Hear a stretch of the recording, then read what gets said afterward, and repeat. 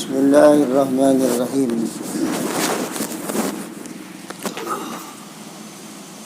Innal hamdalillah nahmaduhu wa nasta'inuhu wa nastaghfiruh wa nu'minu bihi wa natawakkalu 'alaihi wa na'udzu billahi min shururi anfusina wa min sayyiati a'malina. May yahdihillahu fala mudilla lahu wa may yudlil fala hadiya lahu. أشهد أن لا إله وحده لا شريك له وأشهد أن محمدا عبده ورسوله الذي لا نبي بعده أما بعد فقد قال الله تعالى في القرآن الكريم بعد أعوذ بالله من الشيطان الرجيم بسم الله الرحمن الرحيم قل إن كنتم تحبون الله فاتبعوني يحببكم الله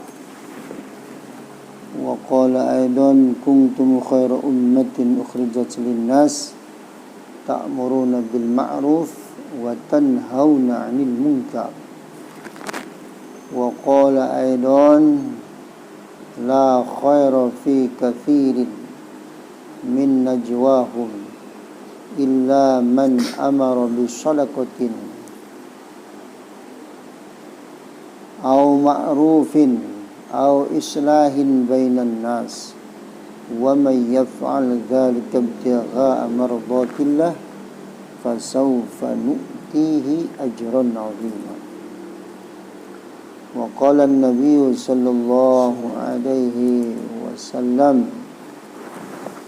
من رأى منكم منكرا فليغير بيده فإن لم يستطيع فبلسانه فإن لم يستطيع فبقلبه وذلك أضعاف الإيمان صدق الله العظيم وصدق رسوله الحبيب الكريم ونحن على ذلك من الشاهدين والشاكرين والحمد لله رب العالمين. Hadirin, di waktu sore ini adalah waktu yang disebutkan oleh Nabi Sallallahu Alaihi Wasallam, waktu yang sangat berkah, sehingga dalam hadis Nabi, apabila kita menjaga sholat di waktu ini, di waktu sore, berarti sholatnya sholat asar. Kata Nabi, man shalla bardain dakhalal jannah. Barang siapa yang menjaga sholat di dua waktu dingin, maka jaminannya surga. Nah, sholat di dua waktu dingin ini hadirin adalah sholat asar dan sholat subuh. Dijaga oleh kita. Jangan sampai hadirin kita masbuk. Harus betul-betul kita menjumpai takbiratul ula dengan imam. Makanya jaminannya ini sangat istimewa. Surga yang di dalamnya penuh dengan kenikmatan.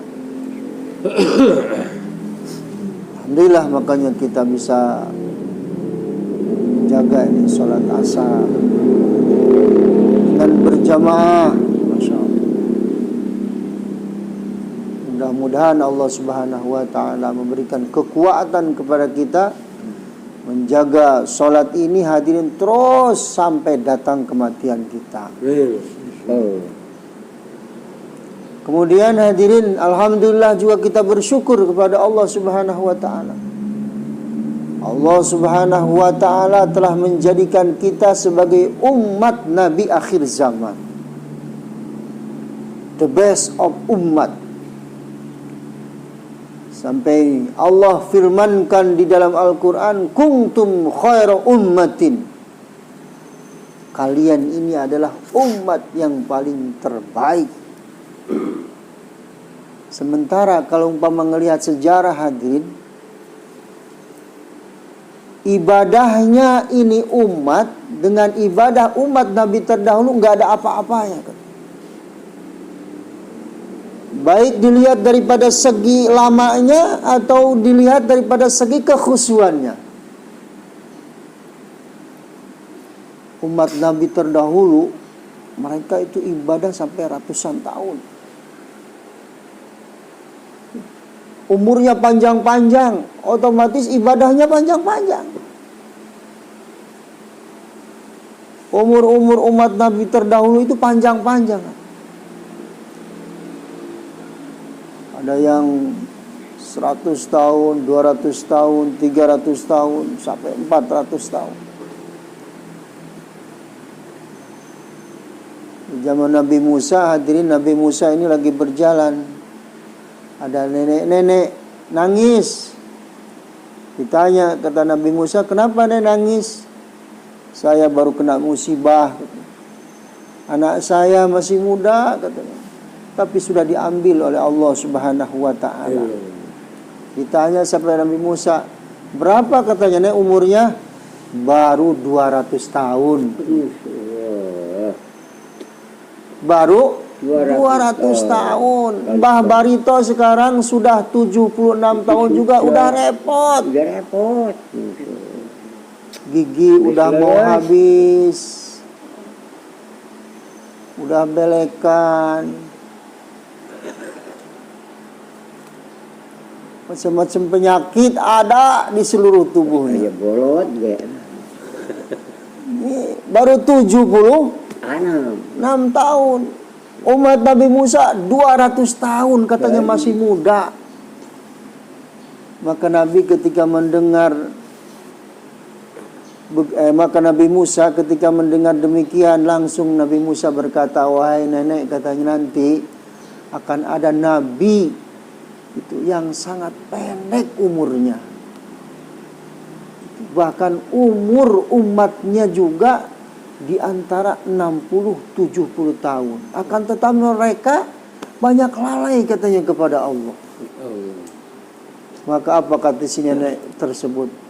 Wahai Nabiullah Musa, kalau toh aku hidup di zaman Nabi itu, maka aku akan habiskan seluruh umurku untuk mengabdi kepada Allah. Urusan ibadah mah ditantang umat Nabi terdahulu. Nah, ini sekarang yang menjadi kita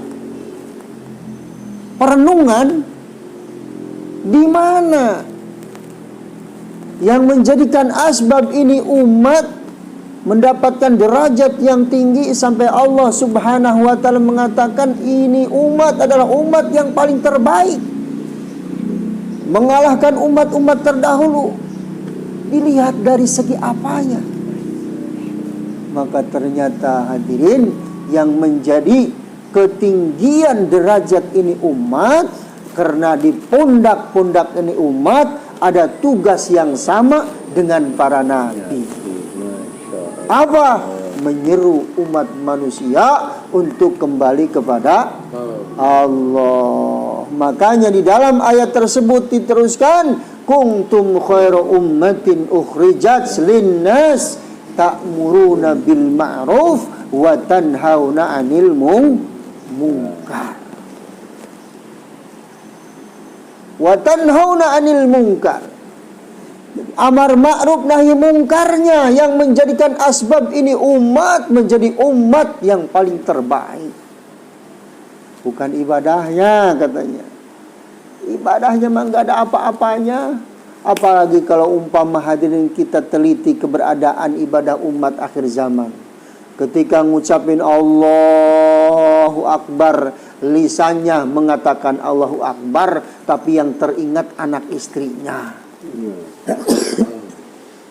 Yang teringat usahanya, dagangnya, perkebunannya, sawahnya, ladangnya.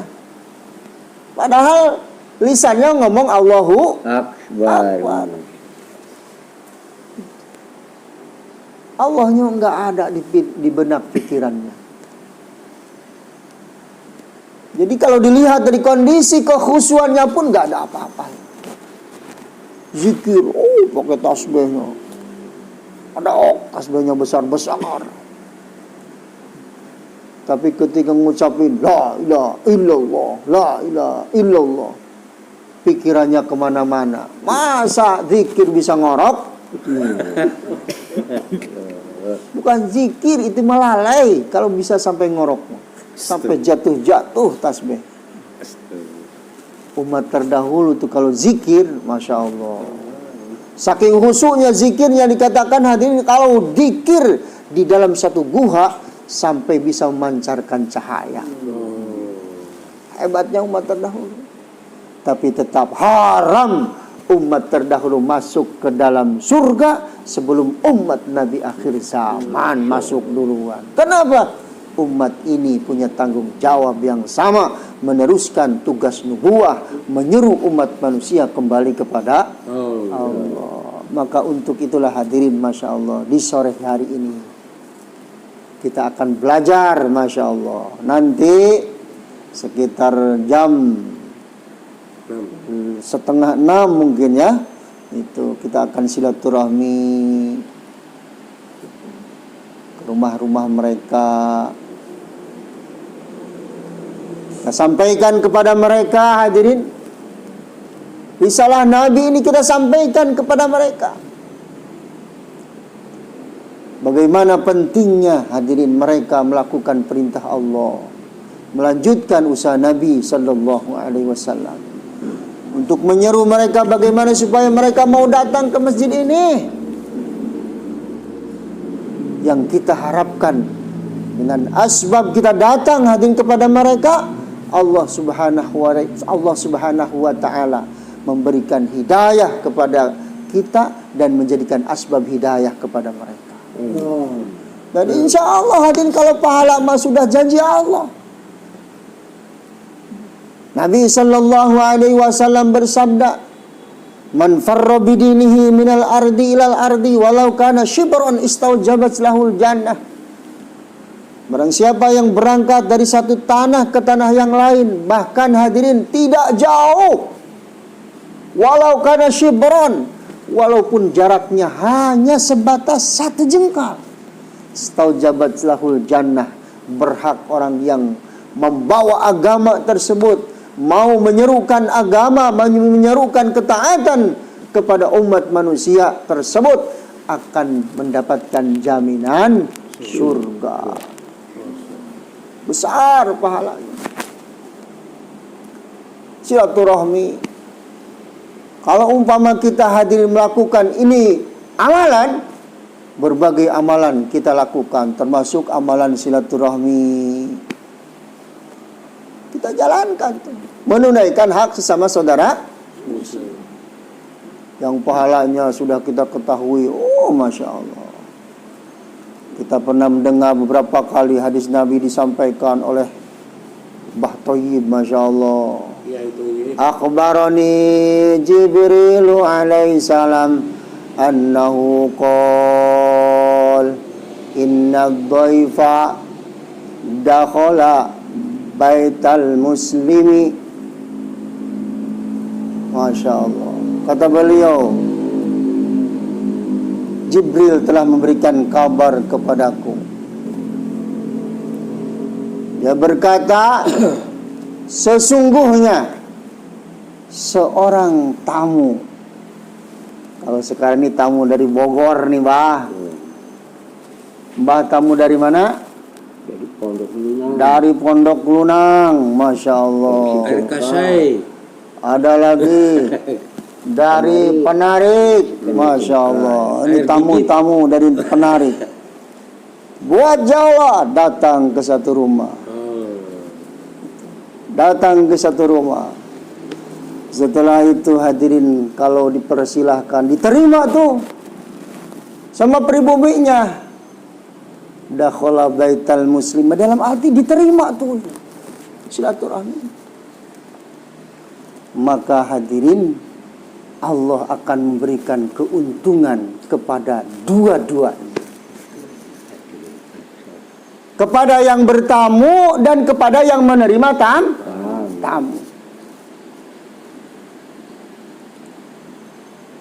Yang menerima tamu bagaimana katanya?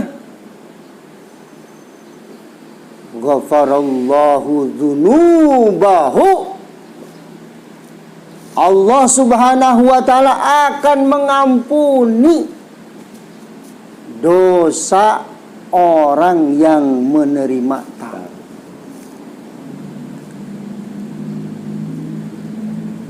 Walau kana dunubuhu mithla zubadil bahri wa auraqatil asjar. Walaupun katanya dosanya seperti buih di lautan dan jumlah daun-daun sebatang pohon. Masya Allah, diampuni. Dosa-dosanya akan diampuni. Itu. Karena kalau umpama seorang tamu datang ke satu tempat, dia pulang dari rumah tersebut, maka tamu tersebut, kata Nabi dalam hadis yang lain, mereka akan membawa dosa-dosa ahli rumah tersebut. Di tengah perjalanan dibuang. Makanya kalau nggak ada tamu harus banyak istighfar. Bukan ada tamu malah lari, Bah. Ada tamu malah lari. Itu lari dari rahmat. Lari sekendak. Padahal hadirin, kalau tamu ini datang, ini membawa 1000 berkah dan 1000 rahmat. Tamu Allah. Kata Nabi kan gitu tadi. Masuk ke rumahnya, dakhala bi alfi barakatin wa alfi rahmatin. Masuk ke satu rumah artinya diterima, maka langsung itu tamu yang masuk ke rumah tersebut membawa 1000 berkah dan 1000 rahmat. Untung enggak orang yang ditamuin. Untung. Makanya Mbah Barito didatangin sama Pak Camat ini sampai 3 kali. 3 kali diterima terus, disuguhin terus sama Mbah Barito. Masya Allah. Kalau umpama 1 kali yang datangnya 2 orang, 2000 berarti 1 kali 2000 rahmat dan 2000 keberkahan. Kalau 1 kali, kalau 3 kali berarti 6.000 barokah dan 6.000 rahmat. 3 kali itu masuk ke rumahnya Mbak Barito, Masya Allah. Sugi dodol. Suguhin terus lagi, Masya Allah. Terus bagi yang bertamunya bagaimana katanya? Masa sih yang ditamuin terus yang dapat untung? Enggak. Yang bertamu pun, kata Nabi sallallahu alaihi wasallam, a'tahullahu dzalika dhaifa thawabal haji wal umrati maqbulataini. Yang bertamunya akan diberikan pahala haji dan umroh yang diterima dua-duanya. Untung enggak bertamu. Siap enggak nanti sore ini bertamu? Kita akan mengambil khazanah Allah, pahala haji dan umroh yang diterima. Kalau kita mau berjumpa mengunjungi saudara-saudara kita, tujuan silaturahmi untuk bagaimana dengan asbab silaturahmi tersebut, Allah Subhanahu wa taala memberikan kita hidayah dan jadi asbab hidayah kepada saudara-saudara kita. Insyaallah saya niat amal bagaimana saudara-saudara? Mudah-mudahan Allah Subhanahu wa taala memberikan taufik dan hidayah kepada kita. Al-haqqu min rabbik wa la takum min tarin. Subhanaka Allahumma wa bihamdika asyhadu an la ilaha illa anta astaghfiruka wa atubu ilaik. Assalamualaikum warahmatullahi wabarakatuh. Waalaikumsalam warahmatullahi wabarakatuh.